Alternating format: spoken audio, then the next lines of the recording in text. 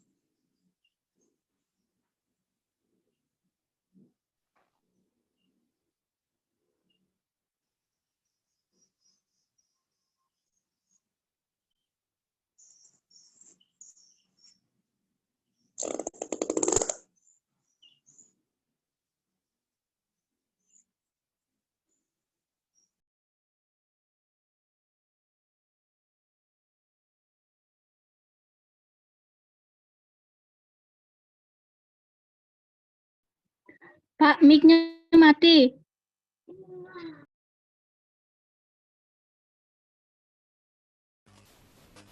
Oke. Cuman saya aja yang kelihatan ya.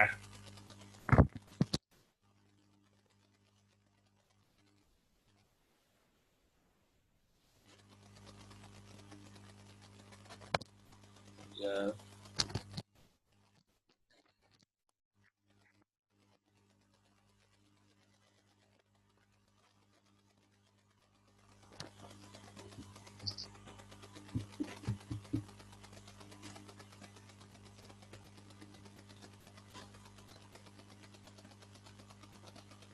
Untuk sementara saya aja dulu yang awal ya.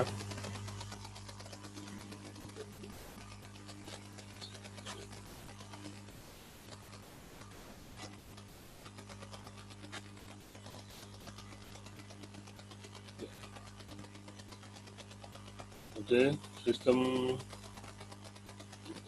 saya ulangi sedikit. Sistem saraf nanti fungsinya di belakang ya, menerima informasi, di stimulus, kemudian diterima, diproses di susunan saraf pusat, dan memberi respon kembali ke saraf tepi lagi.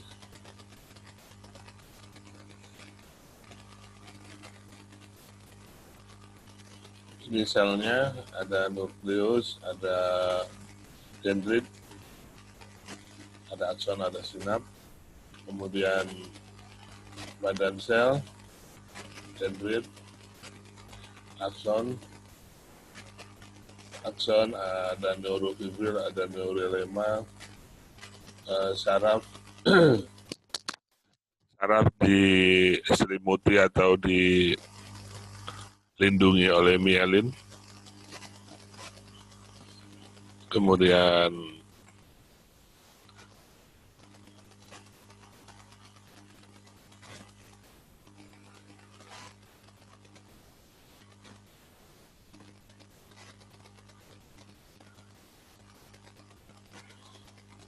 berdasarkan fungsinya, sel saraf dibedakan menjadi 3 jenis, sensoris, motoris, dan saraf penghubung.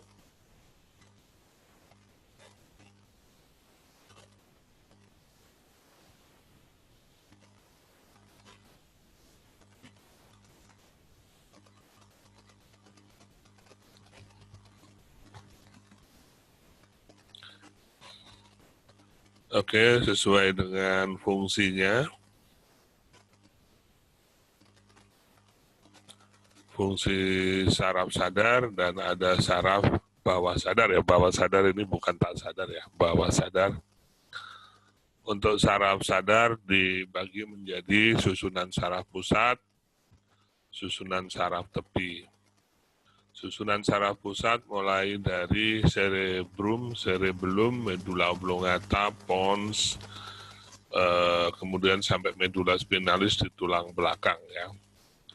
Sedangkan saraf tepi ada di seluruh organ dan ada di panca indera. Organ mulai jantung, paru-paru, hati, ginjal, usus, pankreas, sistem termasuk organ reproduksi, ya, tulang, sumsum, kulit, lemak, kemudian daging, muskulus, mata, telinga, hidung, mulut, lidah, tenggorokan, semuanya di situ ada susunan saraf tepi. Kemudian berdasarkan fungsinya ada sistem saraf simpatis, ada parasimpatis yang dua-duanya ini bekerja secara berlawanan ya, tanpa kita sadari. Seperti pada telinga, Anda tidak pernah menyuruh telinga itu mendengar atau tidak mendengar, tapi telinga berfungsi terus di bawah kendali, bawah sadar ya. Kemudian kandung kemih ya, dia terus mengeluarkan urin saat dia penuh dan itu tanpa disuruh. Hati terus bekerja, paru-paru terus bekerja, inspirasi dan ekspirasi udara, memasukkan udara dan mengeluarkan udara, jantung juga terus berdetak tanpa Anda perintah. Itu dibagi menjadi dua, simpatis, parasimpatis. Ini bekerja secara berlawanan. Jika simpatis bekerja, organnya aktif. Jika parasimpatis bekerja, organnya pasif. Atau sebaliknya, kalau organ bekerja, parasimpatisnya aktif. Kalau simpatis bekerja, dia dihambat.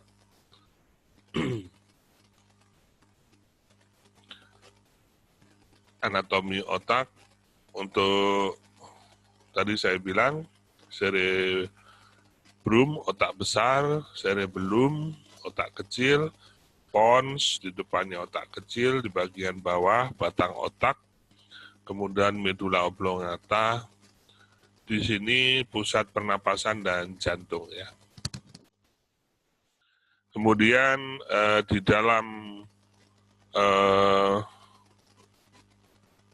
cerebrum ini ada sistem utama otak ya, yang mengendalikan fungsi kelenjar ya, termasuk memori jangka panjang, emosi, adanya di sistem limbik ya. Di situ ada amigdala, hipokampus ya. Kemudian susunan saraf pusat atau cerebrum itu diselimuti, adanya di dalam tengkorak dan diselimuti oleh lapisan kecil namanya meningens. Yang ini kalau infeksi namanya meningitis, yang mengenai kemarin artis almarhum siapa itu yang pelawak itu. Terus mengenai juga istrinya Anang Hermansyah, siapa namanya itu? Lupa saya.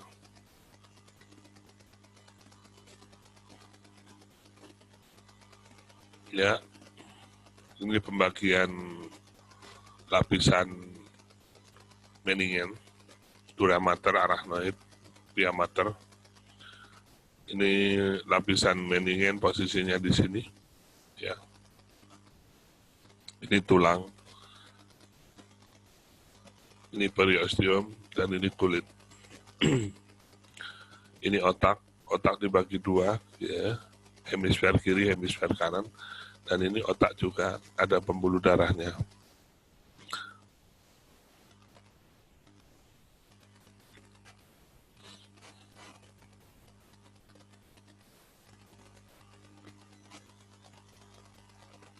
Otak juga ada cairannya ya. Ini kalau tidak seimbang antara produksi dan penyerapan cairan di otak, biasanya kejadiannya disebut dengan hidrosefalus ya. Kalau Anda sering melihat anak-anak yang kepalanya besar dan terus membesar, itu hidrosefalus pada anak. Pada dewasa, karena tulangnya sudah keras, tidak bisa lagi membesar, biasanya malah menekan otak dan terjadi kematian mendadak.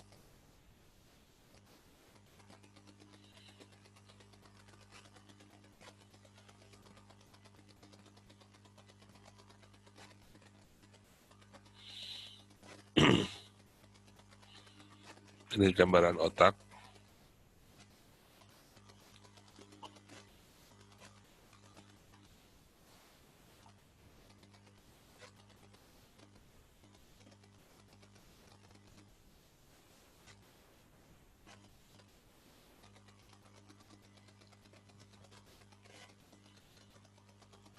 Ya, otak besar atau cerebrum kita memiliki banyak fungsi, banyak sekali. Bagian belakang ada bagian penglihatan, sedangkan samping merupakan pusat pendengaran. Otak besar merupakan pusat pengaturan kepekaan kulit, otot, berhubungan dengan rangsangan panas dingin, sentuhan, tekanan ya. Bagian tengah belakang otak besar, perkembangan kecerdasan ya.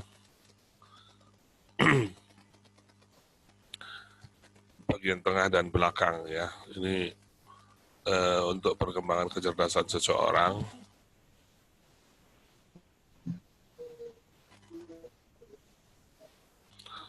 Kemudian sikap, kepribadian, dan ingatan, ya ingatan memori yang panjang. Bagian tengah dan belakang ini maksudnya adalah bagian hipokampus ya, dan bagian amigdala, otak tengah ya. Oke. Nah, lebih spesifik ini ada tampilan gambar yang melikuk-likuk, berlikuk-likuk ini seperti parit-parit ya. Ini disebut dengan sulcus. Nah, ini sentral sulcus di tengah yang membelah otak depan dan belakang.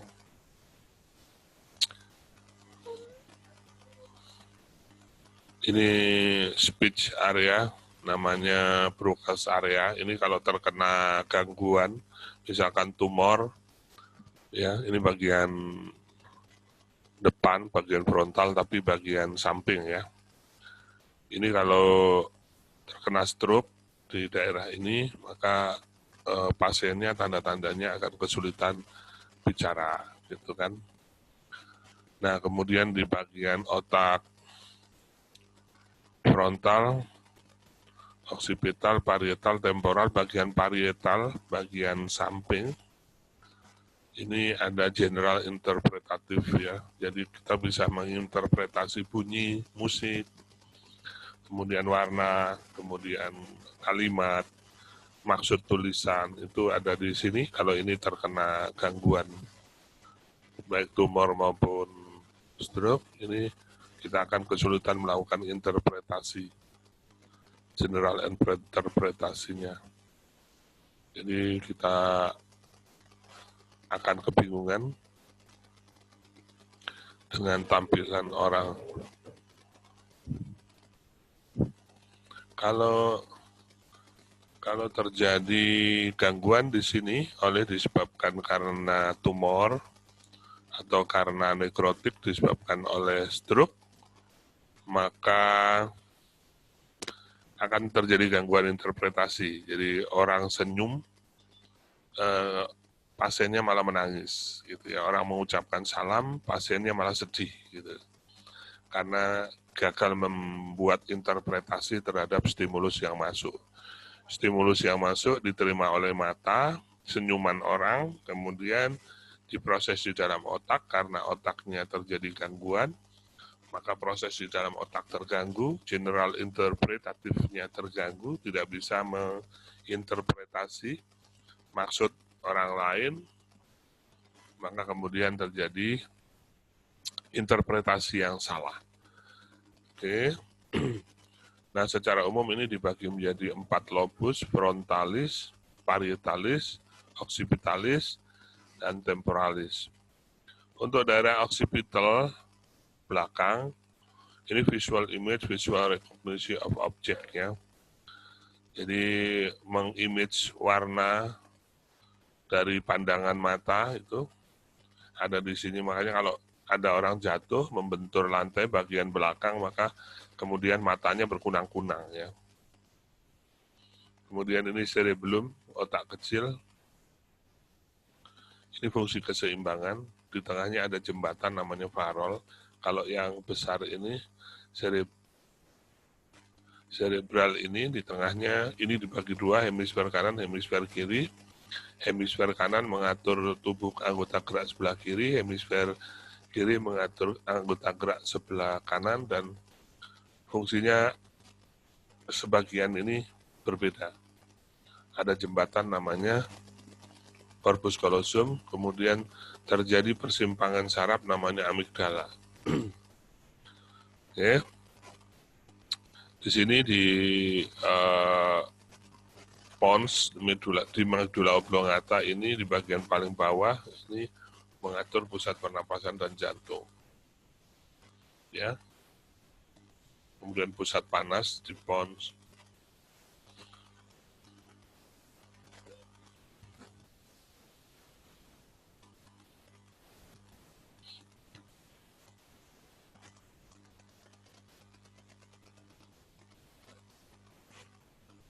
Nah, di daerah sini, di daerah frontal bagian belakang, samping, letaknya berbatasan dengan parietal, ini adalah motor areas involved with the control of the voluntary muscle. Ya, jadi di sini pusat pergerakan muscle otot ya. Oke. Otak kecil, pusat koordinasi dan keseimbangan anggota gerak. Kemudian jembatan namanya farol sudah. Otak tengah ini mesencephalon, tadi kita bicarakan. Mesencephalon ini pusat emosi dan kecerdasan jangka panjang ya.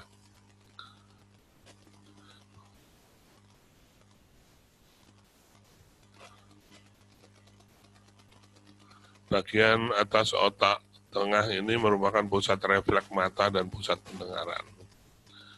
Jadi kalau kecepatan mata dalam menangkap objek secara refleks itu pusatnya di sini.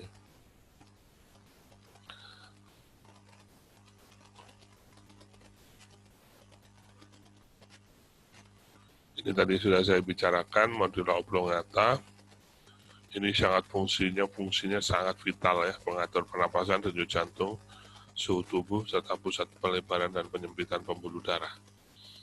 Nah, di sini ini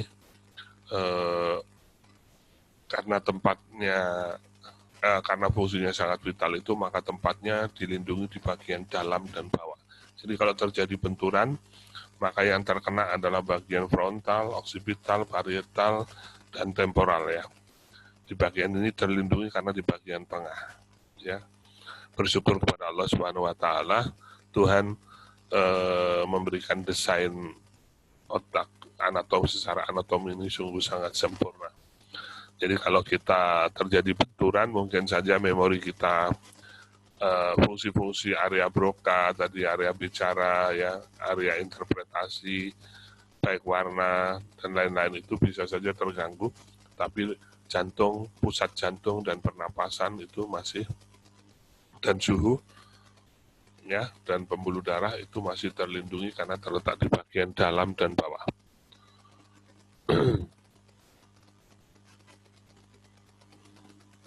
Alhamdulillah. Sistem saraf pusat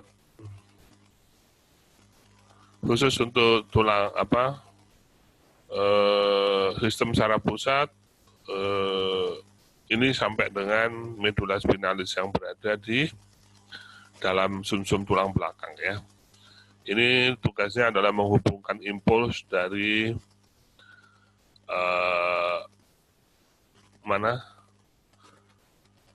dari luar tubuh, dari susunan saraf tepi yang ada di kulit, di mata, ya di organ, dan di situ pusat gerakan refleks. Jadi kalau kita menginjak sesuatu yang tajam, otomatis kaki kita langsung kita tarik. Itu koordinasinya menurut beberapa referensi itu hanya sampai di medula spinalis. Jadi nggak sampai diterjemahkan di otak karena harus melakukan gerakan yang sangat cepat, dan itu adalah bagian dari sistem perlindungan tubuh yang diberikan oleh Allah Subhanahu wa taala kepada manusia, yaitu gerak refleks. Pusatnya di medula spinalis ini ya.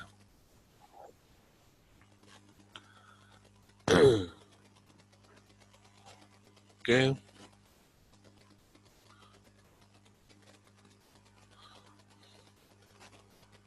Nah, ini gambar medula spinalis ya. Ini keluar sampai ke kaki, kemudian ke tangan, kemudian ke rongga dada, perut, dan lain sebagainya.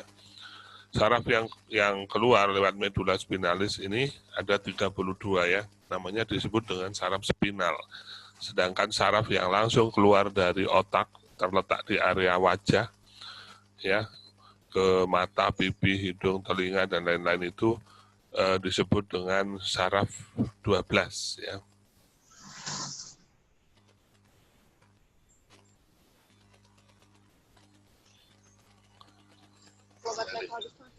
Ini bentuknya ya, ini nanti ada sensori. Ini untuk yang gerak refleks ya.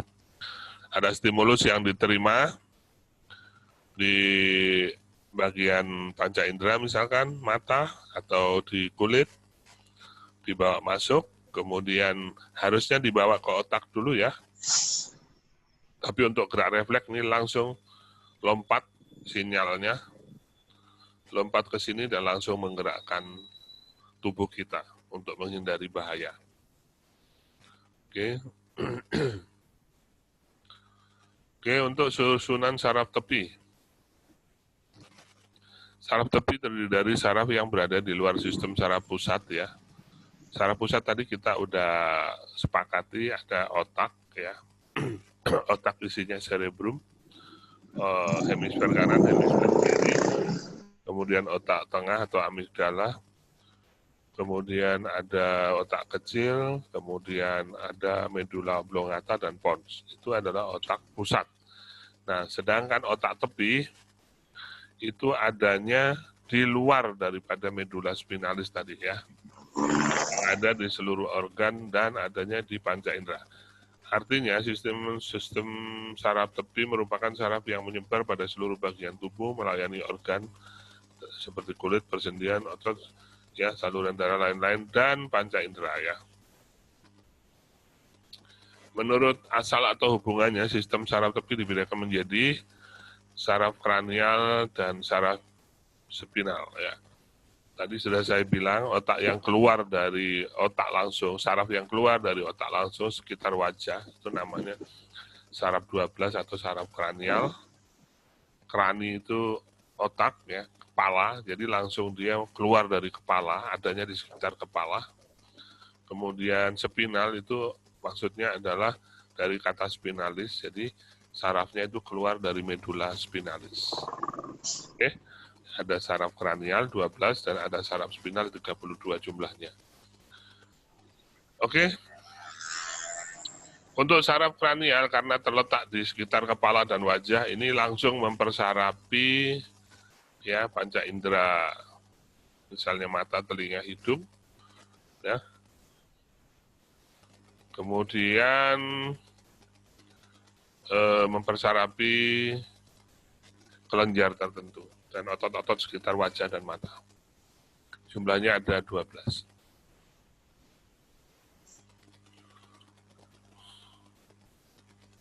Nah, kemudian saraf spinal keluar dari medula spinalis menuju alat gerak tubuh seperti lengan, kaki, otot, ya, dan sekitar dada dan leher. Jumlahnya ada 30, oh maaf, 31 bukan 32 ya. Saraf ini merupakan gabungan dari saraf sensorik dan motorik.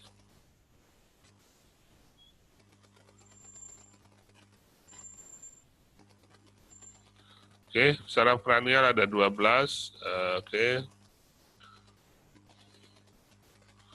Fungsinya kalau saraf kranial itu nama-namanya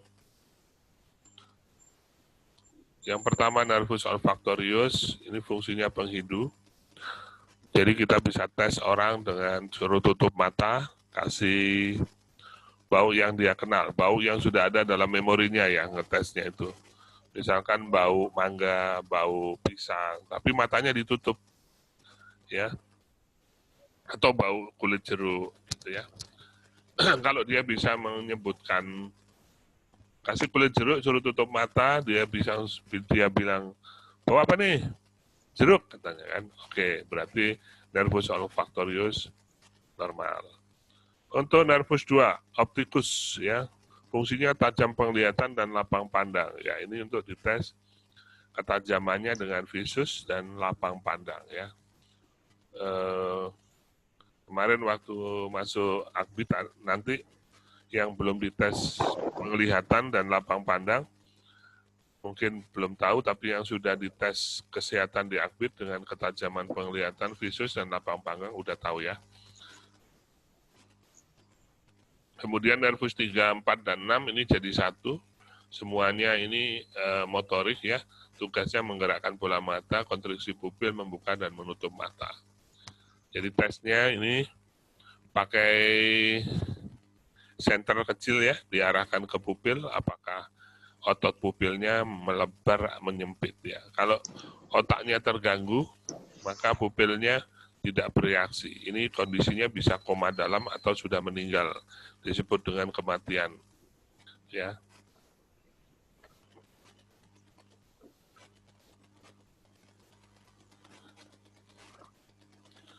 Ya, Anda yang masih menggerakkan mata bisa membuka dan menutup kelopak mata, menggerakkan mata berarti sarafnya normal ya.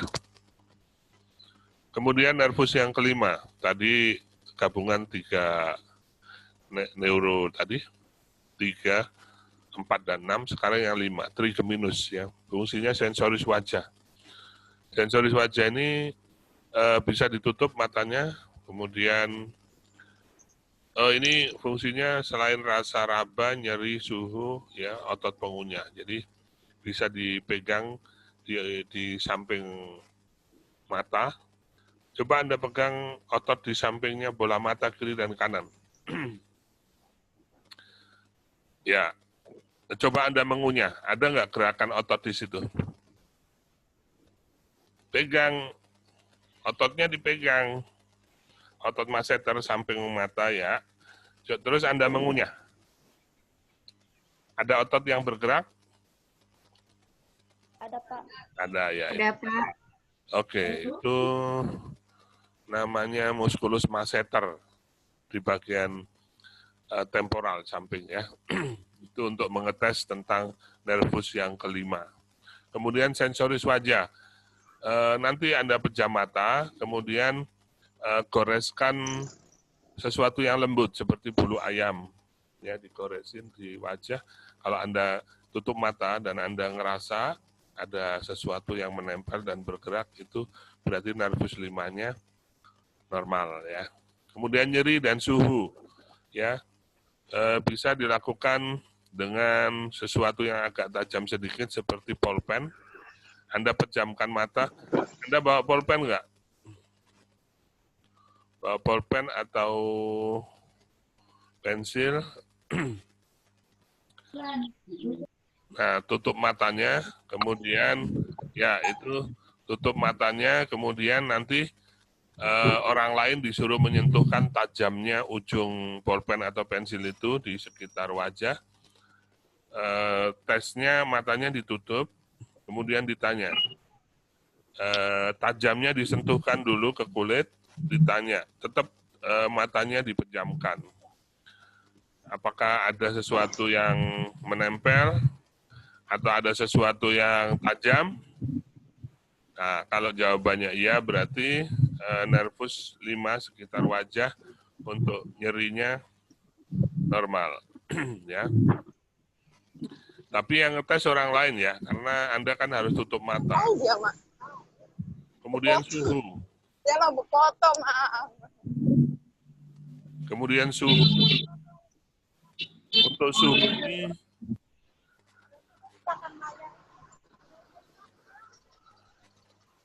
bisa membedakan tangan kiri dan kanan, satunya dicelupkan ke tangan yang air yang hangat, satunya lagi dicelupkan ke air yang dingin. Ya, kalau Anda bisa membedakan itu, orangnya bisa membedakan kanan dan kiri, mana yang hangat, mana yang dingin. Itu nervus yang kelima ini normal. Kemudian nervus yang ke-6 tadi udah gabung sama nervus yang 3, 4, dan 6. Sekarang nervus yang ke-7, facialis, sensoris, dan motorik. Fungsinya mempersarafi otot ekspresi wajah dan perasa lidah. Untuk ekspresi wajah, coba kameranya dibuka. Kameranya dibuka. Oke, sekarang saya minta Anda berekspresi senyum. Senyum. Ya, itu wajah Anda nih, si Rizka sama Nia. Ini Nia tawa, senyum. Ya. Nah, ini bibir atas dan pipinya ini ketarik dua-duanya ke atas. Ya. Itu berarti simetris. Kalau nanti Anda lihat orang yang kena sakit stroke, ya, yang nervus 7-nya ini terganggu, ini salah satu saja yang naik. Ya. Kadang pipi sebelah kiri, kalau otak yang kena itu sebelah kanan, tapi kalau otak hemisfer kiri yang kena, itu bibir yang sebelah kanan ini tidak mau naik, yang kiri saja yang naik. Pernah lihat orang dengan gangguan stroke seperti itu? Saya pernah, Pak. Ya, itu berarti nervus yang ke-7 terjadi gangguan. Ya.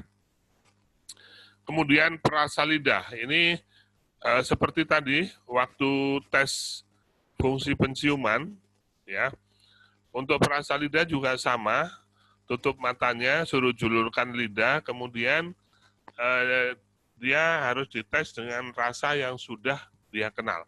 Seperti kalau laki-laki, bapak-bapak, tes rasa kopi. Jadi, kasih kopi di lidahnya, kalau dia masih menyebut itu, ini rasa apa, Pak? Oh, ini kopi. Nah, berarti nervus yang ke-7 masih sempurna. Atau dengan gula, atau kecut, atau garam. Ya. Oke, kemudian nervus yang ke-8, ini fungsinya pendengaran dan keseimbangan. Ya. Jadi tes dibisikin dari jarak 4 meter, dibisikin, kemudian suruh menghadap ke dinding, kemudian dibisikin. Jarak 4 meter dengan bisikan. Misalkan, kamu ngadep ke dinding ya, saya tes. Jarak 4 meter saya berdiri. Untuk Nia,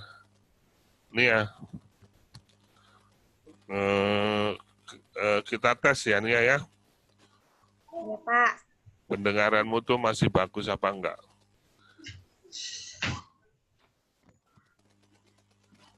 Nia, saya akan menyebut kata ya. Surabaya. Apa nih ya? Apa nih ya? Saya menyebut Apa, kata Pak? apa? Berarti pendengarannya nggak berfungsi. Nggak ada, Bapak. Oh, Apa okay. lah nyebut kata?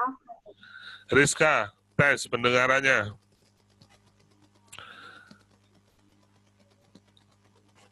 Nasi goreng. Apa Rizka? Wah, jelas. Ini Putri Marina mana nih? Oke, ini ada Rizka. Rizka tes pendengaran.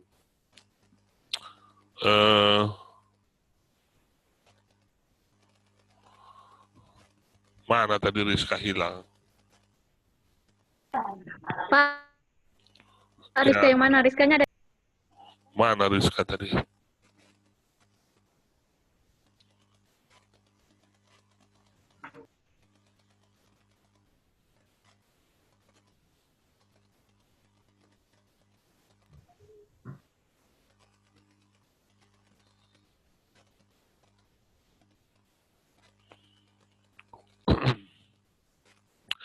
Oke, Rizka, tes pendengaran.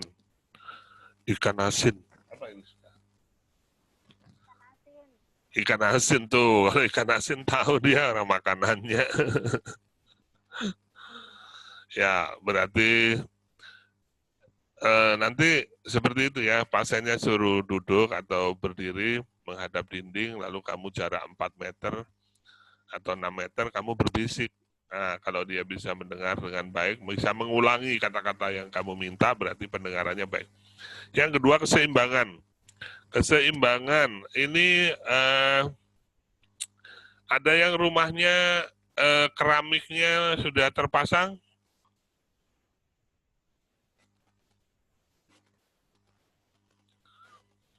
Ini ada Grigenia.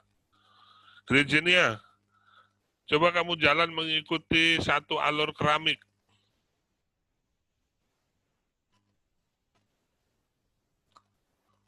Grigenia, ah?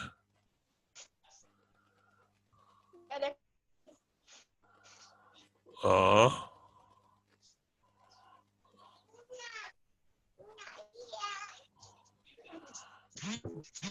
Itu yang coba lihat Yuni Ramadhani, coba kamu tuh lantainya keramik kayu nih.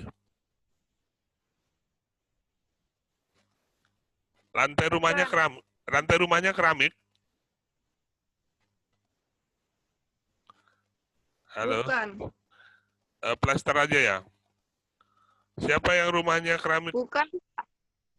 Oh, bukan. Mutiara Nurbaya.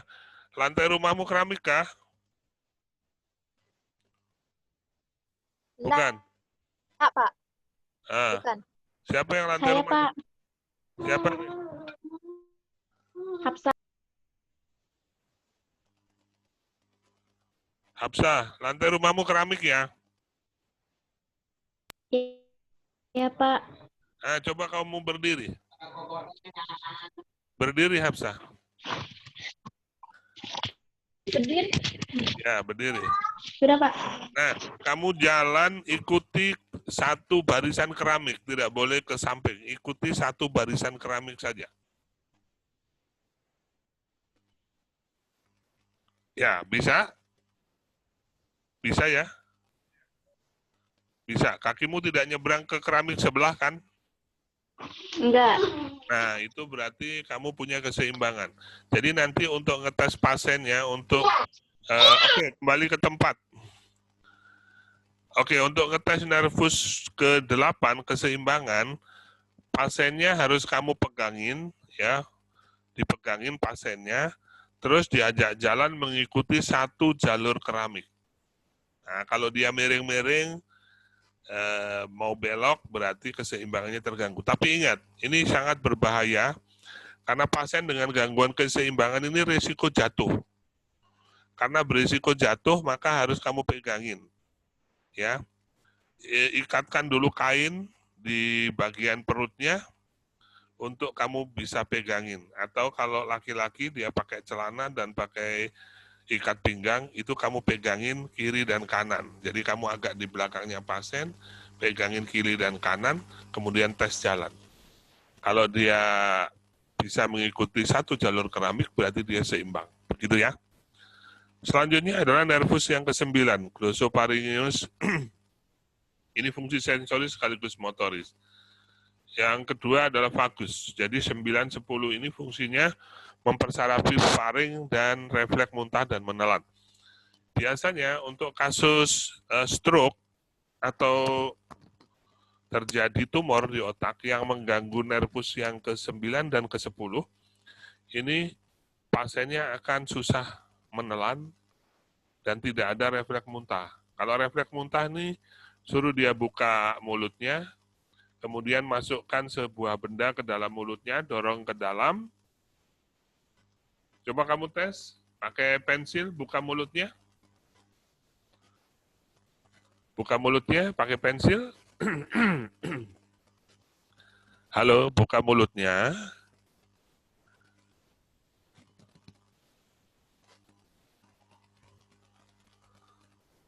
Buka mulutnya. A. Buka mulutnya, A.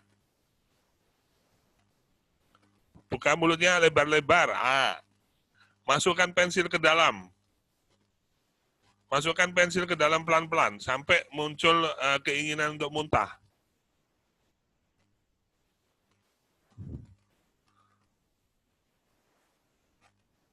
Ayo.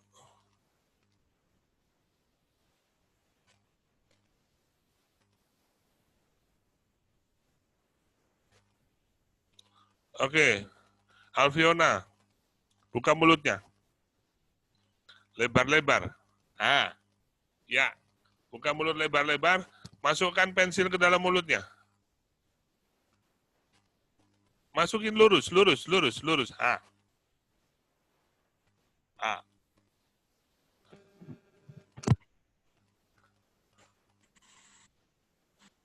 Ayo, Mutiara Nurbaya, buka mulutnya. Nah, Alfiona buka mulutnya, Rizka buka mulutnya, Elsa Horisman buka mulutnya. Masukkan pensil atau jari, masukkan pensil atau jari. Yurika buka mulutnya, Rizka buka mulutnya, Putri Marina di mana nih? Nggak ada nih. Nopa juga nggak kelihatan. Masito, Aspa, Nur Elsa, Dewi Maharani, Lili Esti Nuraini, Emilia Putri, Wirda, Siti Anissa. Oke, Anissa, Siti Anissa, Grijenia. Buka mulutnya, buka kameranya, buka kameranya.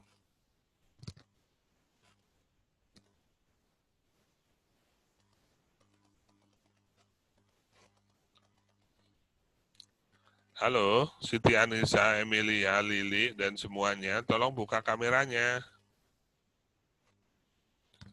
Ini pelajarannya sambil praktek ini.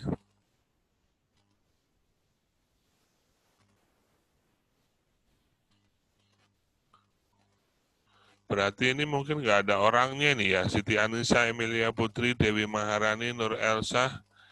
Ini mungkin nggak ada orangnya nih, cuman masang status saja ini. Emilia Putri, Dewi Maharani, Nur Elsa, Haspa, Evi. Nggak ada orangnya ini. Oke.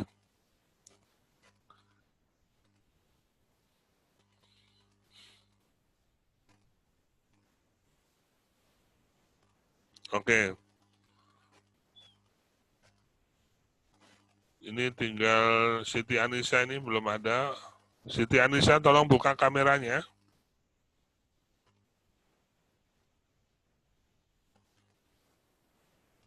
Nopa, Rizka, Alika, Alpian, buka kameranya. Grijenia, oke. Oke. Oke. Oke ya, semuanya buka mulut.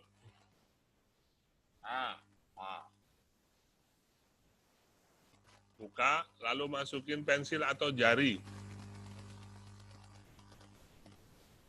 Nah, kalau ada refleks mau muntah, berarti nervus 9-10 normal. Begitu cara ngetes ke pasien, tapi jangan pakai jarimu, nanti digigit sama pasiennya. Ya, bisa juga pakai selang sedotan minum itu yang lembut itu ya. Begitu cara ngetesnya ya. Untuk refleks muntah. Yang kedua, untuk refleks menelan.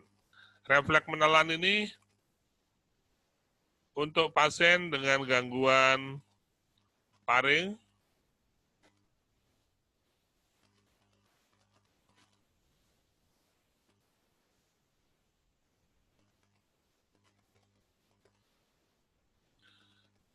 Dewi Maharani buka kameranya, Dewi Maharani. Siti Anissa.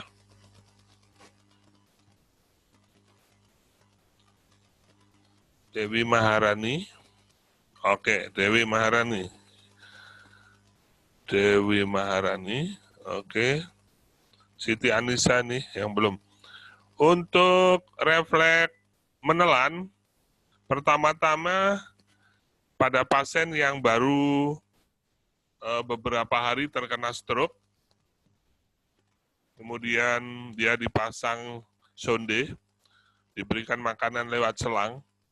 Begitu dilepas dari selang, dia harus berlatih untuk makan dan menelan. Untuk latihan menelan pertama itu sebaiknya pakai apa itu? Kayak cinco hijau itu ya. Kemudian dawet, bisa pakai dawet, bisa pakai cinco hijau atau gel, semacam gel ya. Semacam gel, kemudian kita sendok sedikit, kita taruh di lidah bagian belakang. Biasanya dia akan kesulitan menelan, tidak bisa menelan. Ya, kemudian kalau tidak ada refleks muntahnya, atau ada, kalau dia kesulitan menelan, biasanya berusaha untuk muntah. Ya, nah, tapi itu harus dilatih, setiap hari dilatih, dikasih semacam Nutrijel gitu untuk latihan menelan. Jangan dikasih minum dulu ya, karena pasien ini masih gangguan menelan. Kalau kamu kasih minum, bisa masuk ke saluran pernafasannya dan bisa menyebabkan gangguan yang berbahaya ya. Jadi kalau dia masih awal, masih latihan menelan, tidak boleh dikasih minum. Oke? Ya. Selanjutnya adalah nervus ke-11. Musculus sternocleidomastoideus. Ini fungsinya adalah motorik, mengangkat bahu dan menoleh. Oke, untuk ngetesnya seperti ini. Oke. Siti Anissa belum membuka kameranya ini. Aspa Evi juga belum. Oke. Oke, cara ngetesnya seperti ini. Tahan mukanya. Oke, tahan mukanya. Misalkan Anda menyuruh pasiennya melihat ke arah kanan. Tahan di kanannya. Lalu suruh lawan. Suruh noleh dan kamu tahan, ya. Suruh noleh, ditahan ya. Tahan. Kalau kamu suruh noleh kiri, tahan yang sebelah kiri. Tahan ya. Tahan, suruh dia ngelawan. Kalau dia bisa melawan tanganmu, tapi jangan nggak usah terlalu keras nahannya. Yang penting kamu kasih tahanan aja. Kalau dia bisa menoleh, berarti otot saraf yang mempersarapi otot di sekitar leher dan pundak bagian atas ini normal. Ya, caranya seperti itu ya, tahan. Oke. Yang kedua di pundak, ya. Taruh tanganmu kiri dan kanan di sini. Taruh gini. Taruh tangannya di sini. Lalu suruh turunkan pundaknya ke bawah. Ini. Nah, kamu tahan yang kuat, lalu suruh dia menaikkan pundaknya. Naikkan pundak. Nah, bisa. Kalau dia bisa melawan tahanan yang kamu berikan di tangan kanan dan kiri, berarti motorik di bagian otot bahu masih normal. Ya, bisa ya, semuanya bisa. Oke, seperti itu cara ngetesnya. Berikutnya yang kedua adalah yang terakhir. Yang terakhir ini nervus hypoglosus ya. Fungsinya motorik menggerakkan lidah. Oke. Suruh dia julurkan lidah. Julurkan lidahnya semuanya, julur. Ya, julurkan. Mana lidahmu nih ya? Yuni, mana lidahnya? Ya, alveola juga lidahnya. Nah, perhatikan lidahmu itu. Lidahmu itu menjulur ke depan. Julurkan lidahnya. Oke. Oke. Oke. Semuanya julurkan lidahnya. Adriani, mana lidahnya? Elsa. Oke. Ntar saya lihat dulu. Nah, Virginia, oke. Oke, Elsa Horizon, mana lidahnya? Mutiara, lidahmu mana? Jangan-jangan kamu udah punya lidah ya? Emilia, lidahnya nggak kelihatan. Emilia, lidahnya mana? Ya, oke. Siti Anissa nggak kelihatan. Nah, itu lidah kamu itu kan lurus ya kan? Lurus. Nah, kalau pada pasien stroke atau ada gangguan di salah satu hemisfer otak, maka lidahnya itu begitu disuruh menjulur ke depan, itu akan membengkok ke salah satu, baik ke kiri atau ke kanan. Jadi dia tidak lurus. Ya. Dengan demikian, maka ada gangguan otot di lidah. Gangguan otot di lidah ini normalnya tidak ada. Kalau ada gangguan seperti itu, berarti otaknya di bagian yang tempat keluarnya di nervus 12, hipoglossus, sentral otaknya itu ada gangguan. Gitu ya. Oke, paham ya? Jadi karena fungsi otak itu adalah stimulus, proses dan respon, maka semua yang terjadi ketika kita memberikan stimulus, jika responnya nggak sesuai, maka kita simpulkan terjadi gangguan di bagian saraf pusat atau saraf tepi. Berarti sarafnya terganggu, gitu ya. Oke, itu untuk saraf kranial 1 sampai 12 sudah. Sekarang kita lanjut. Nah, ini ya. Ini gambar. Untuk nervus 1,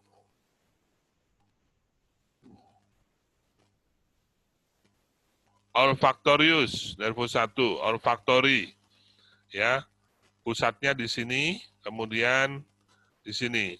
Untuk optikus, nervus saraf 2 yang persarapi mata tadi, pusatnya di sini.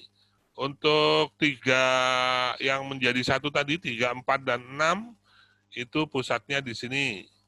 Trigeminus di sini ya. Itu langsung keluar ke arah wajah. Nih, dilihat wajahnya.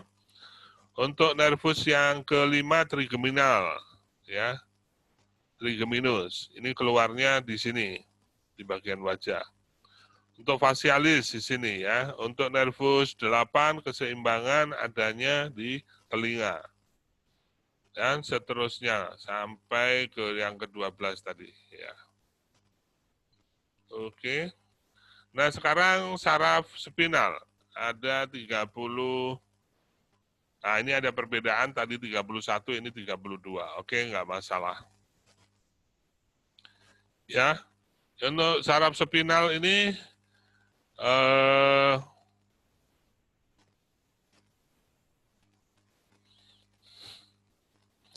keluarnya dari medula spinalis ya. Sini.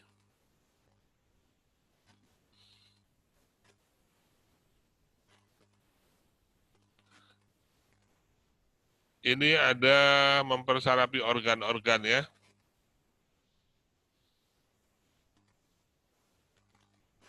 Ngeluarin, ini mempersarapi mata. Ini fungsi yang simpatis parasimpatis ya. Ini saraf spinal ya, keluar dari sini. Sini, semua organ ini dipersarapi oleh otak, tapi melalui medula spinal ya.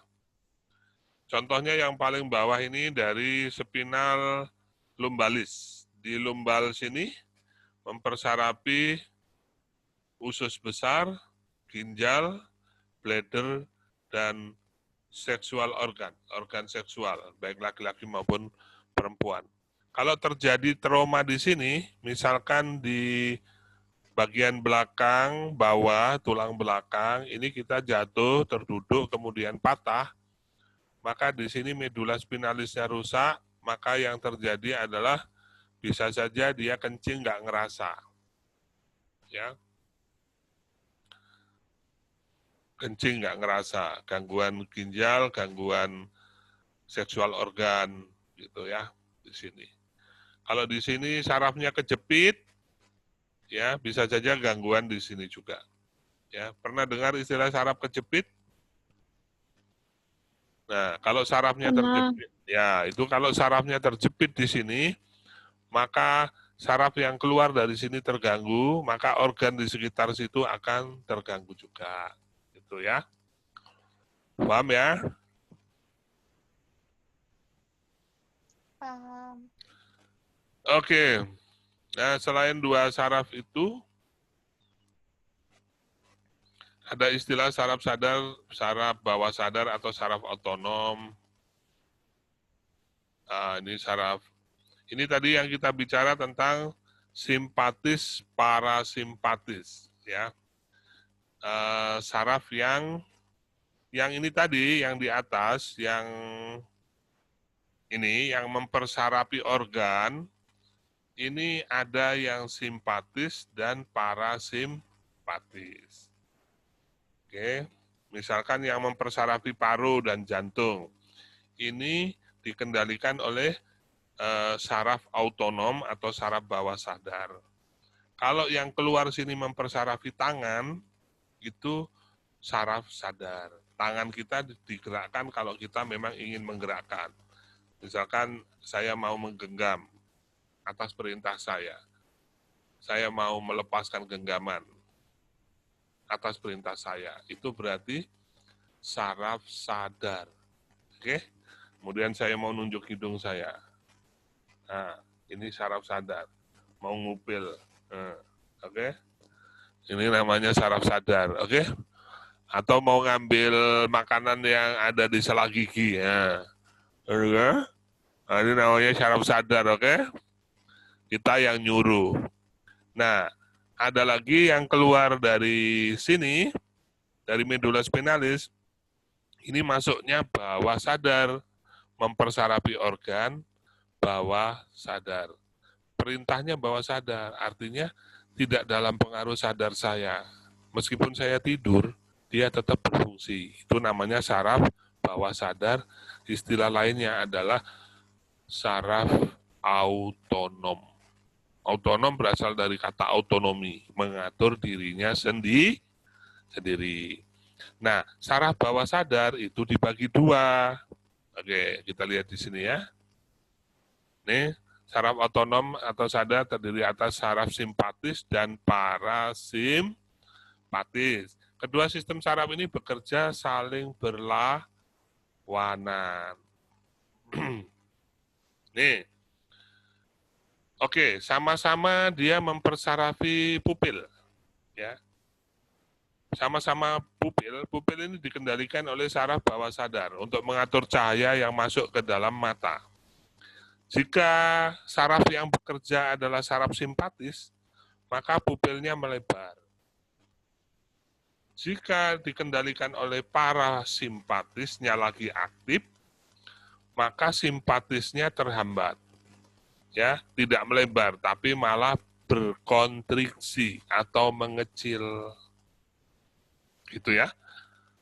Oke, dan itu secara aktif autonom mengatur dirinya sendiri setiap saat. Kalau ada cahaya banyak masuk, dia mengecil. Kalau cahayanya nggak ada atau gelap, dia melebar.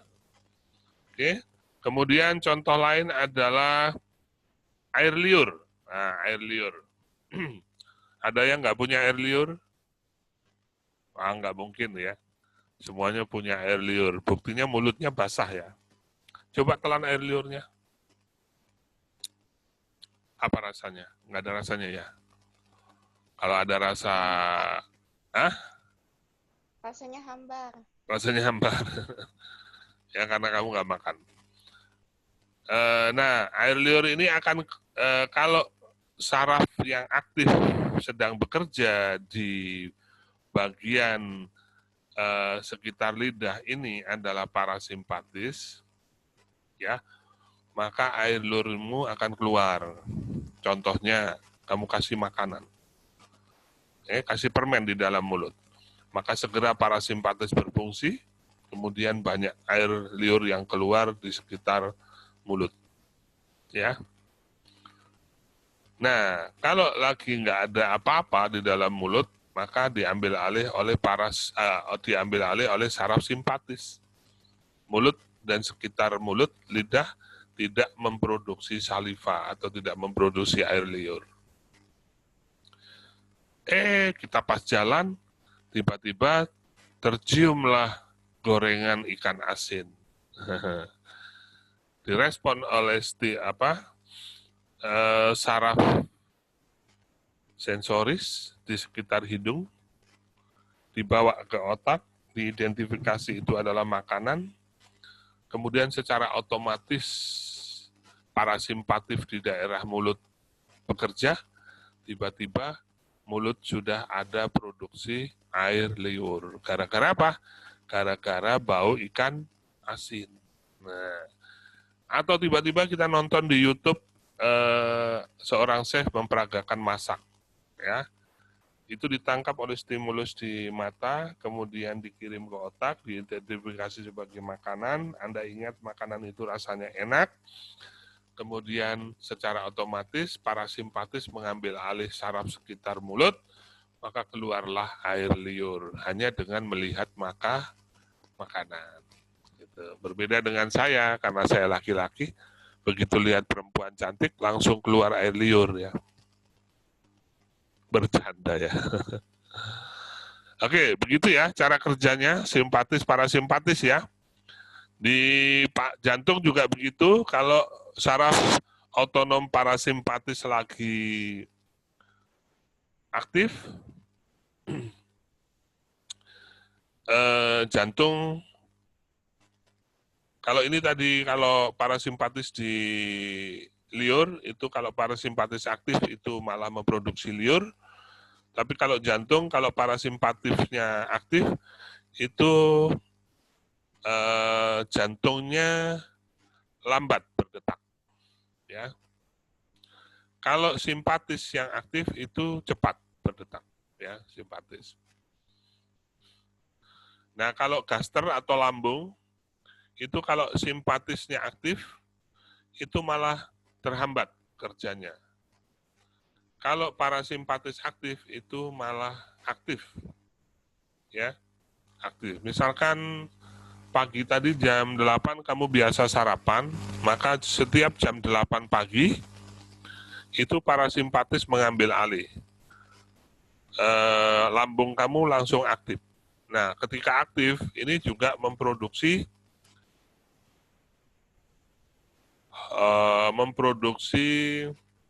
cairan lambung. Dan cairan lambung itu bersifat asam. Makanya kalau nggak kamu kasih makanan, lambungnya akan bergesekan disertai dengan kimia asam di dalamnya, maka lambung kamu permukaannya akan lecet, rusak. Ya, makanya kalau kamu terlambat makan, kan saraf yang mengambil alih kerja lambung adalah saraf autonom, saraf yang bekerja sendiri. Dia punya program. Setiap jam 8 pagi, biasanya kamu kasih makan lambungnya. Maka, karena kamu lupa, hari ini tidak kamu kasih makan. Padahal lambung kamu sudah aktif, jam 8 pagi itu aktif. Ketika lambung kamu aktif bergesekan, gesek, di lambung itu juga diproduksi cairan asam. Ya. Tugasnya adalah untuk menghancurkan makanan dan membunuh kuman. Cairan asam itu tugasnya seperti itu. Tetapi karena jumlah cairan asam ini tidak diimbangi dengan makanan yang masuk, maka cairan asam ini akan menyerang lambung sendiri. Karena di dalam lambung ini bergesekan seperti ini, kemudian ada luka dan dikasih asam, maka muncullah rasa nyeri ya di ulu hati. Rasa nyeri di ulu hati pada pagi hari di saat kamu lupa makan atau terlambat makan, itu istilahnya disebut dengan gastritis. Lambung itu istilahnya gaster, itis itu artinya radang. Jadi lambung kamu yang meradang dikasih cairan asam tentunya langsung muncul keluhan sakit ulu hati. Kalau sakit hati lain lagi ya, itu karena diputusin pacar. Nah, kalau sakit lambung, gaster, itu karena peradangan dan ada asam yang diproduksi oleh lambung itu sendiri. Nah, makanya obat mah yang kamu temui di warung-warung, Promah, dan lain-lain, itu dibuat dari zat kapur. Ya. Zat kapur itu maka rasanya kayak apa ya? Kayak kapur. Dicetak menjadi obat mah. Kamu makan, zat kapur itu dia basah, bersifat basah. Jadi tadinya lambung kamu itu asam, dikasih basah, maka kemudian menjadi netral dan nyeri lambungnya berkurang. Karena luka di lambungnya tidak dikasih asam atau asamnya dirubah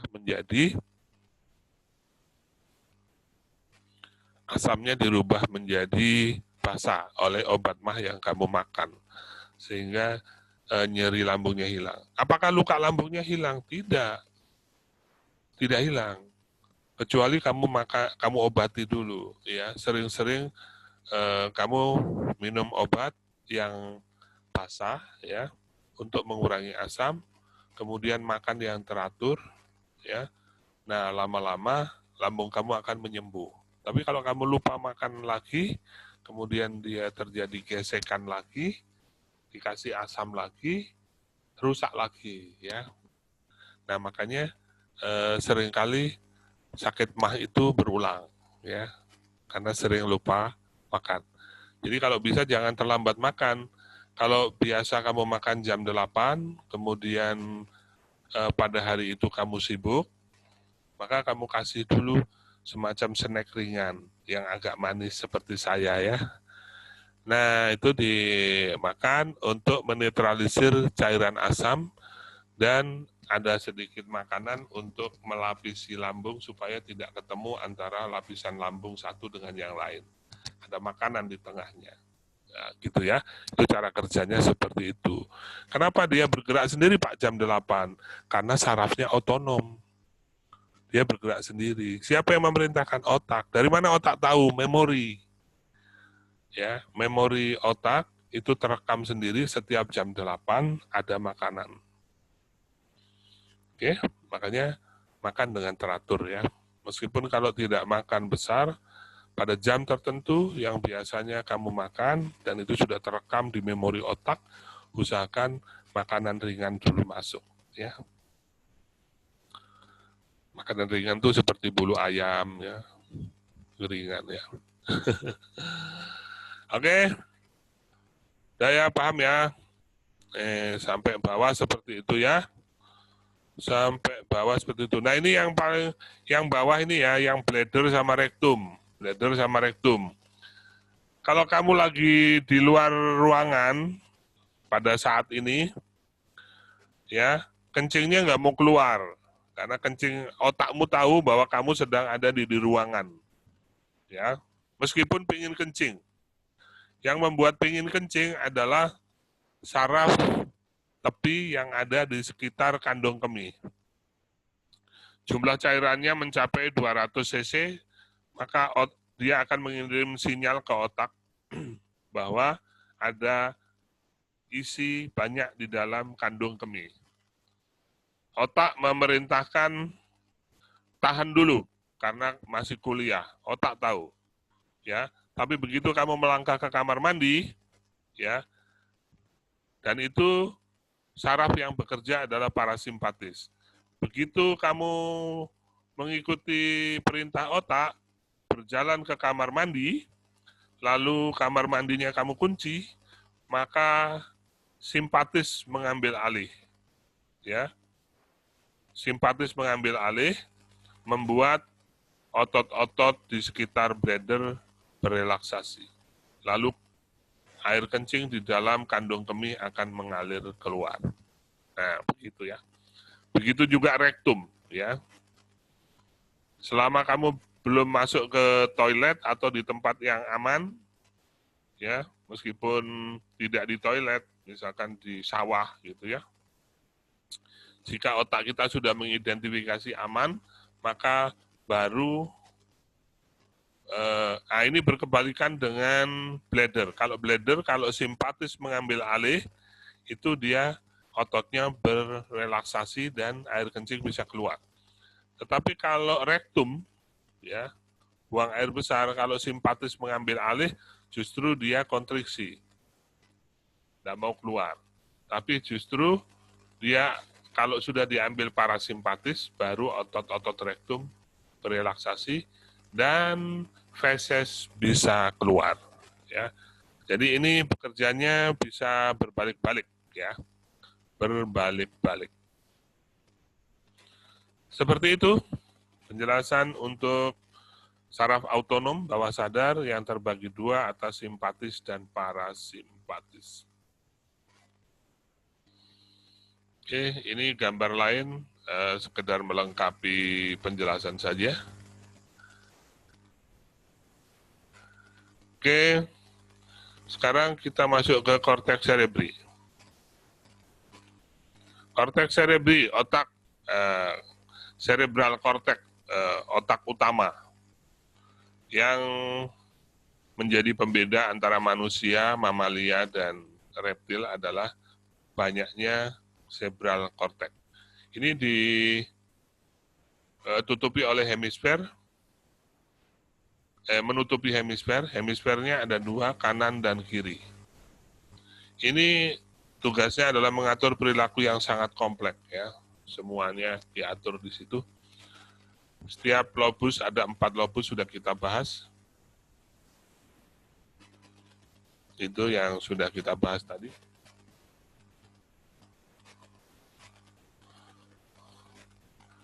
Nah, itu untuk temporal. Temporal di bagian samping dan belakang. Ini ada area namanya reading comprehension area. Ya, pusat membaca. Pusat membaca. Membaca yang kompleks di sini ya. Nanti ada tes baca saat kita saat kita menggunakan teori otak ini, kita pakai di brain stimulation, nanti ada tes membaca ya. Kita akan menguji namanya reading comprehension area.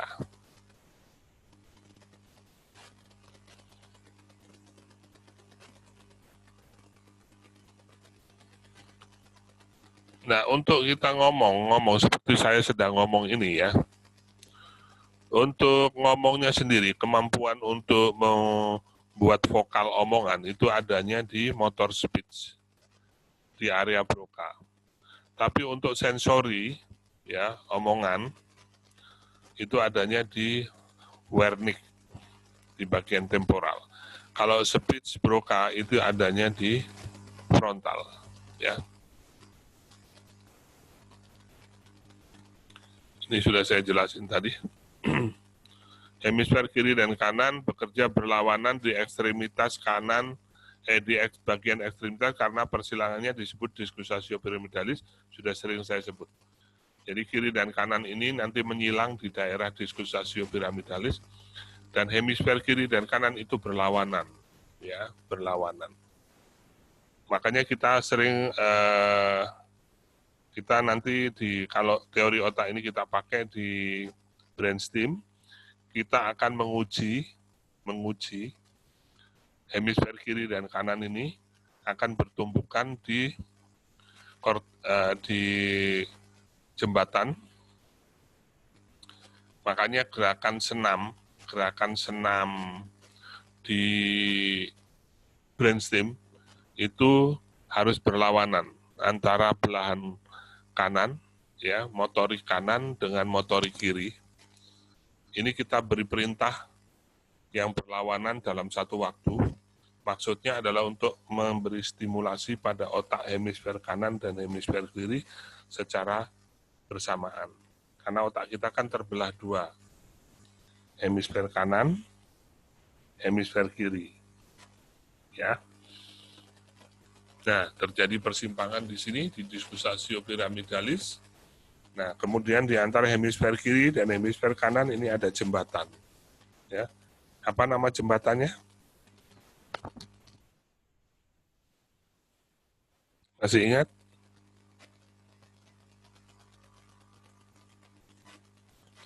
Corpus callosum, ya. Nah, ini berlawanan, ya. Otak kanan ini menggerakkan tangan kiri. Otak kiri menggerakkan tangan kanan. Otak kiri menggerakkan mata sebelah kanan. Otak kanan menggerakkan mata sebelah kiri. Ya, seperti itu. Otak kanan menggerakkan kaki sebelah kiri, otak kiri menggerakkan kaki sebelah kanan. Oke, karena seperti inilah fungsinya, maka untuk menguji lalu lintas di corpus callosum, kalau kita memberikan perintah pada tangan kiri dan tangan kanan dengan perintah, ya, yang sama, maka dengan mudah akan diikuti oleh otak. Ya, misalkan tangan kiri pegang pulpen, tangan kanan pegang pulpen, atau tangan kiri pegang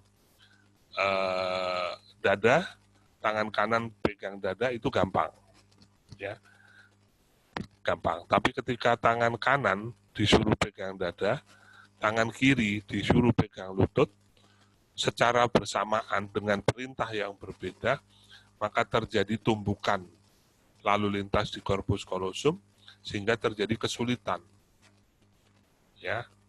Kesulitan akan cenderung yang mudah, yaitu memegang lutut dua-duanya atau memegang dada dua-duanya. Nah, itulah yang kita ambil dalam teori brain stimulasi untuk senam otak. Untuk senam otak, ya. Kalau untuk kecerdasan, kita akan ngetesnya bukan pakai gerakan, tapi pakai stimulus memori. Ya. Oke, lanjut. Makanya Anda harus paham dulu anatomi fisiologi otak. Makanya pertemuan brainstem kemarin yang awal itu sama juga membahas tentang anatomi fisiologi otak dulu. Tapi tidak sedetail ini kan kemarin. Karena ini anatomi fisiologi, ini sangat detail supaya kamu paham. Nanti ilmu ini dipakai di keseharian supaya kamu paham tentang otakmu sendiri. Juga ada soal dan ujiannya nanti. Kalau brainstem kan tidak. Sistem limbik tadi, ya, untuk fungsi kritis, ya. Sistem limbik tadi masih ingat, ya, yang ada amigdala tadi?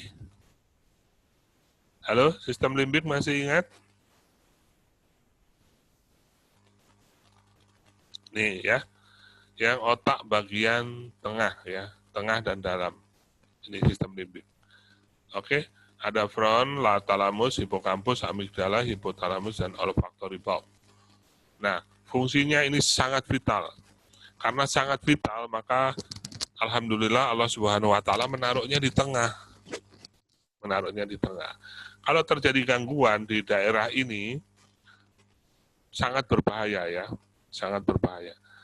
Kalau terjadi gangguan di speech Broca itu ya paling orangnya nggak bisa ngomong, tapi masih normal. Tapi kalau di daerah otak tengah ini, di sistem limbik ini yang rusak karena tumor atau karena stroke, ini sangat berbahaya, ya. Karena ini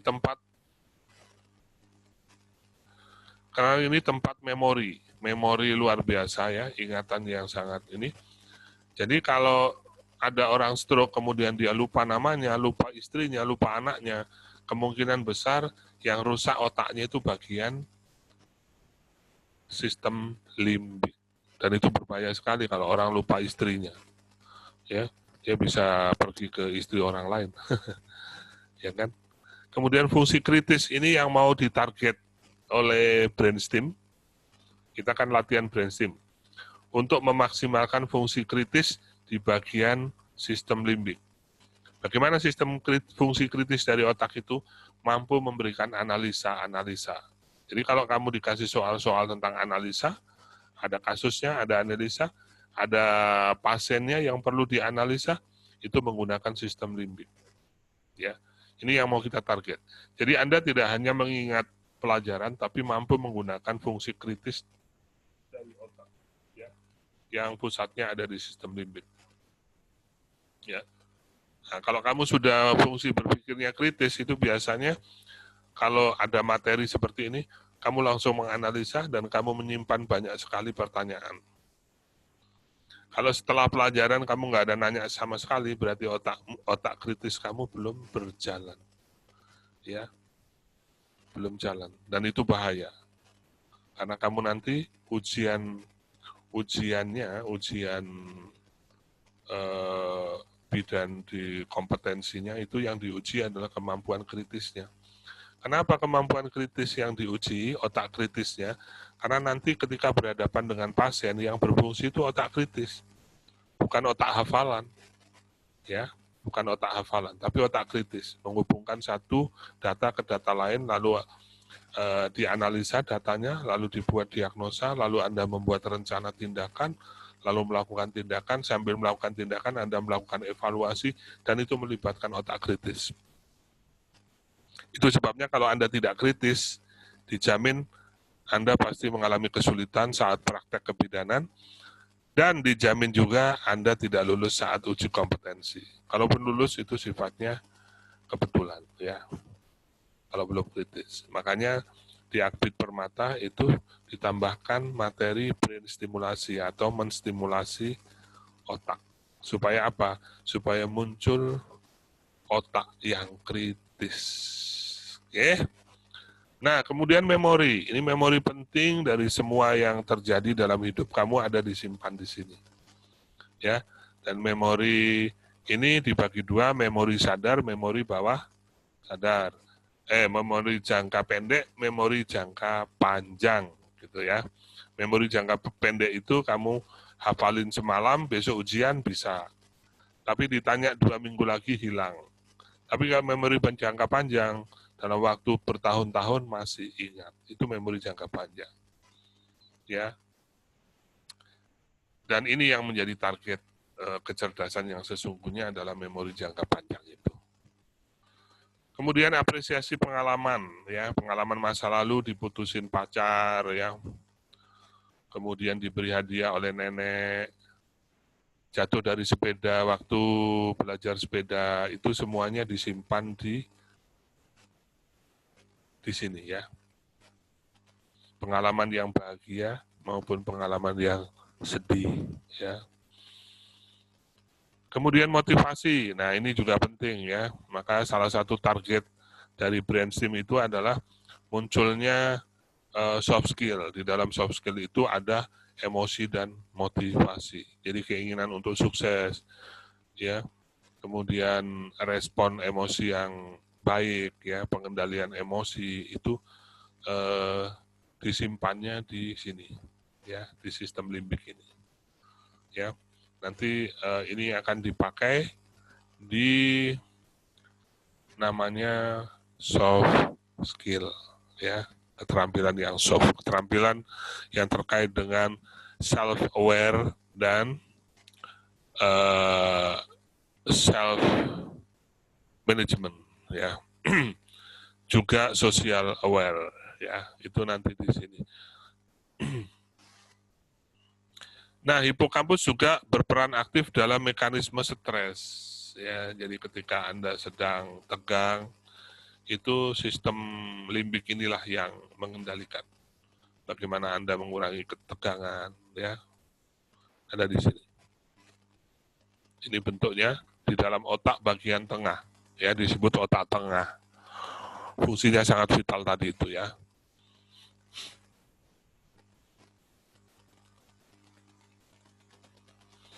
Ini gambaran dengan pencitraan. Rasanya ini mekanisme gerak volunteer. Gerak otot ini sudah saya jelasin kemarin, sudah saya jelasin.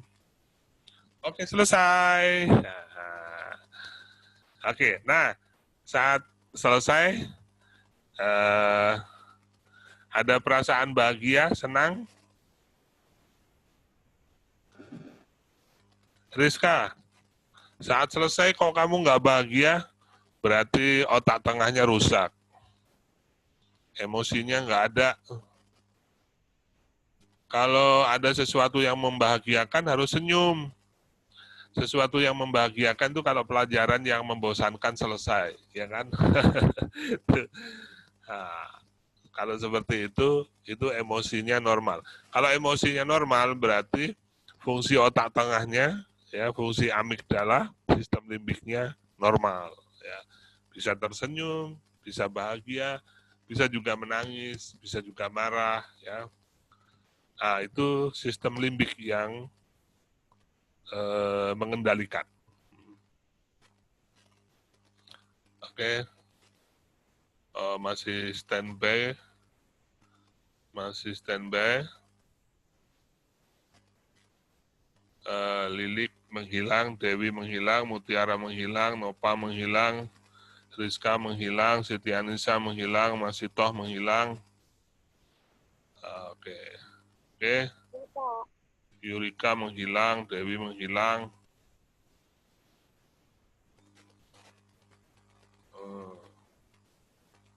Oke, ya. Oh, ada kah? Oh, ada. Cuman kameranya dimatiin ya. Aspa ada. Oke. Putri Marina. Ada, Pak. Nah, oke, absen dulu deh. Yang pertama Rizka Febriawati. Ini ngantuk Rizka nih ya. Oh, enggak ya, Mas Sita ada. Mutiara Nurbaya ada. Oke. Oke. Putri Marina ada. Fiona ada. Oke. Nia ada. Virginia ada. Nur Elsa Adriani ada. Lili Esti Nureni ada. Siti Anissa ada.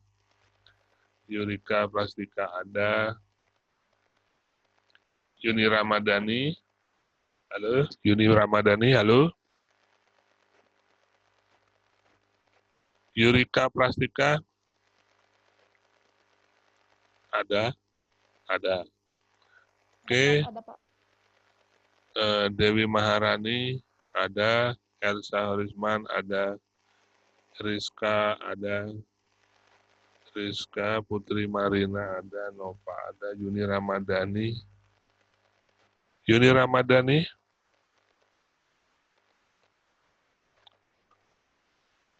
Nova ada. Rizka Alika Alpian. Oke, ya. Ini kenapa ini ada yang keluar masuk? Mungkin sinyalnya putus kali ya. Jaringan, Pak. Jaringan, oke ya.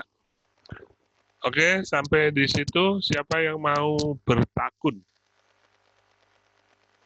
Silakan bertakun lawan aku.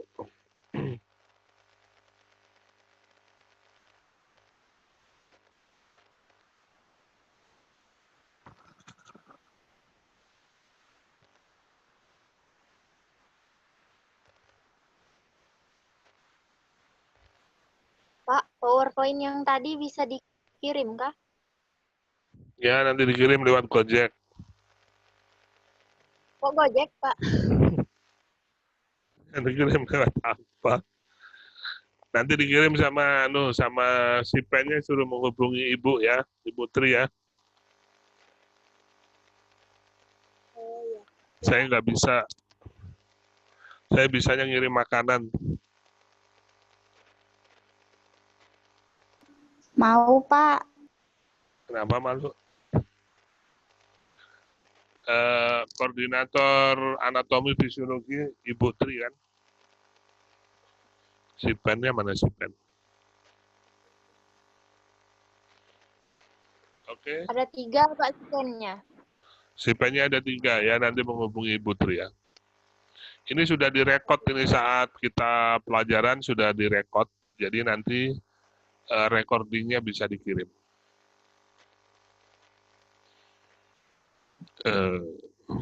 Kemarin belum dikirim karena baru sesi 1, belum lengkap ya. Nah sekarang sudah sesi yang kedua, udah lengkap.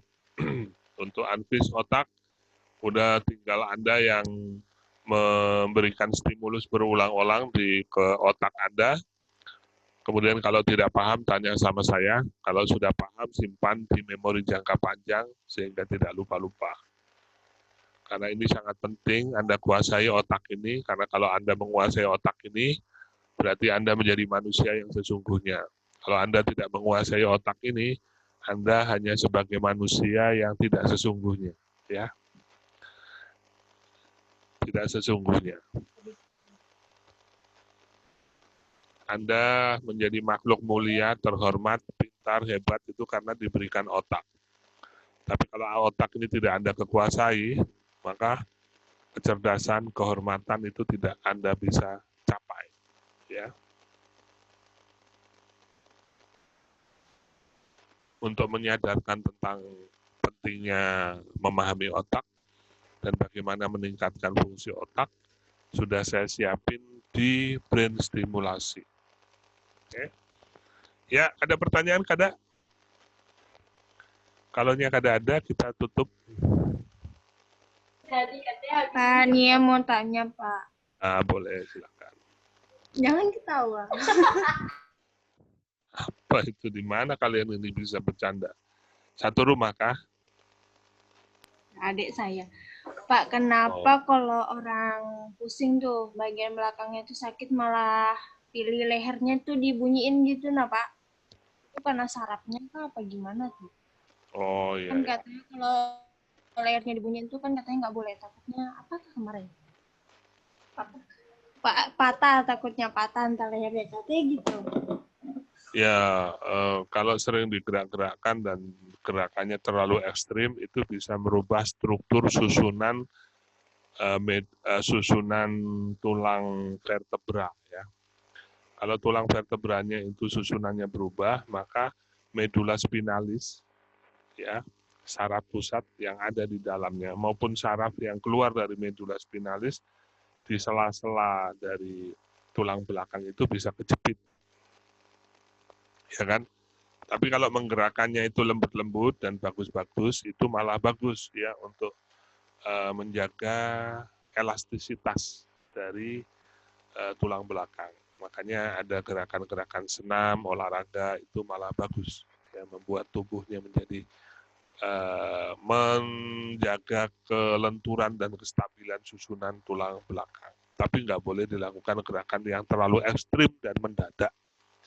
Bisa merusak bantalan tulang belakang atau vertebra dan bisa membuat struktur di situ berubah dan menjepit sarafnya. Di situ ada 2 saraf. Saraf pusatnya itu di tengah-tengah dari tulang belakang yang warna kuning tadi, namanya medula spinalis. Yang kedua, di setiap sela-sela tulang belakang tulang itu keluar serabut saraf baik sensoris maupun motorik kepada organ yang dipersarapi, gitu kan? Nah, kalau itu kejepit, maka organ dan jaringan yang dipersarapi bisa terganggu. Tapi kalau yang kejepit itu sampai medula spinalisnya, maka fungsi medula spinalis menjadi penghubung itu menjadi rusak dan otak tidak mendapatkan signal saraf dari organ yang di bawah daripada tulang yang rusak itu. Nah, kalau masalah kalau pusing, kalau tidak digerakkan itu menjadi nggak enak, kalau digerakkan itu menjadi enak, itu namanya fungsi dari susunan saraf sentral pusat yang adanya di bagian tengah. yaitu di sistem limbik. Sistem limbik itu sangat cepat belajar dan menyimpan memori.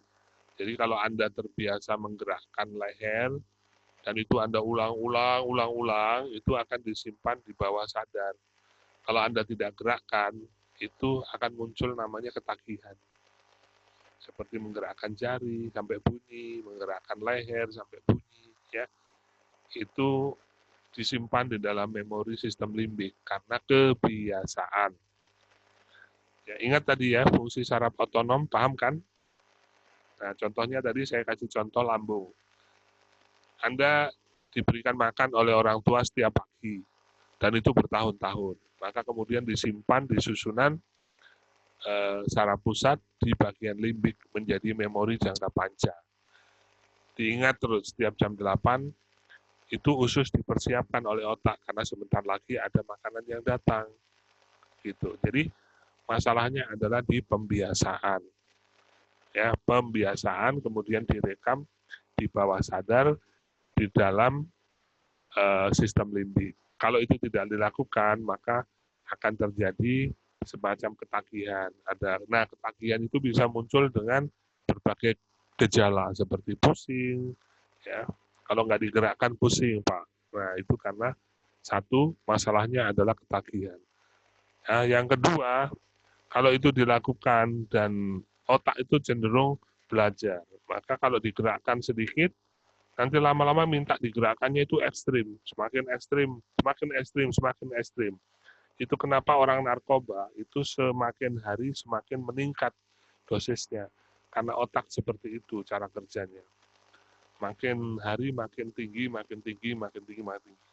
Semakin ekstrim, semakin berisiko merusak susunan saraf medula spinalis yang digerakkan terlalu ekstrim. Ya, begitu. Ya, paham ya? Paham, Pak. Makasih, Pak.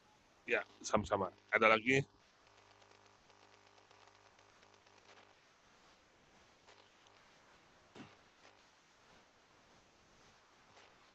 Halo, masih ada pertanyaan?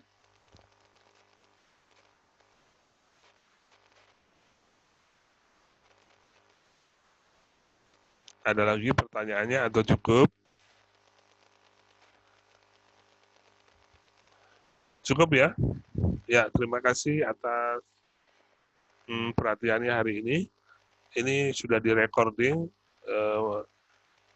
nanti tinggal di